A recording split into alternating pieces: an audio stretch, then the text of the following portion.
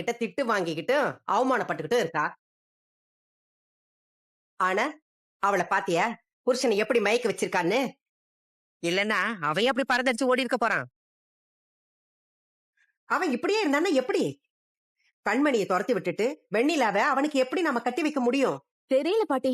நீங்க தான் தடாலடியா ஏதாவது முடிவெடுத்து ஏதாவது ஒண்ணு பண்ணணும்.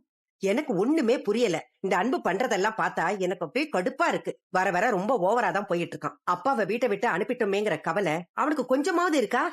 சரி, அவனை விடு. கட்டுன புருஷன் வெளியில போய் தங்கி இருக்காரு, அவர் என்ன பண்ணுவாரோன்னு இந்த சிவகாமிக்கு கொஞ்சமாவது கவலை இருக்கா பாத்தியா? என் பையன் பண்ணினது தப்புதான், நான் இல்லைன்னு சொல்லல.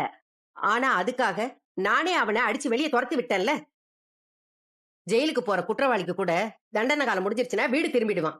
ஆனா என் புள்ள இன்னும் எத்தனை நாளைக்குதான் யார் ஆதரவு இல்லாம இன்னும் வெளியிலேயே தங்கி இருப்பான்? கரெக்ட் தான் பாட்டி. கொஞ்ச நாள் அம்மா வீட்ல இருந்த கண்மணிய கூட்டிட்டு வரதுக்கே அந்த இப்படி பறக்குறான். ஆனா இவ்ளோ நாள் அப்பா வெளியே தனியா இருக்காரு. அவர் வீட்டுக்கு வரணுங்கிறத பத்தி அவன் கொஞ்சம் கூட யோசிக்கலையே.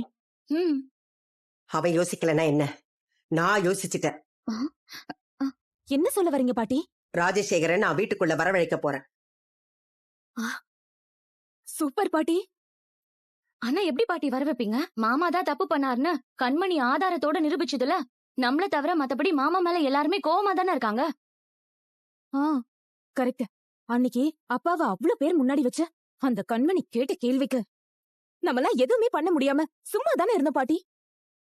இப்ப அவரை வீட்டுக்குள்ள திரும்பவும் கூட்டிட்டு வந்தா எல்லாரும் எதிர்ப்பாங்களே. அவங்க வாயை எப்படி அடைப்பீங்க? அதுக்காக இவங்களுக்கெல்லாம் பயந்தா அப்புறம் நம்மளால ஒண்ணுமே பண்ண முடியாது. இவங்களை இப்படியே விட்டு வச்சிருந்தோம்னு வச்சுக்கோ, அப்புறம் நாம நினைச்சா யார வேணாலும் இந்த வீட்டை விட்டு துரத்தலான்னு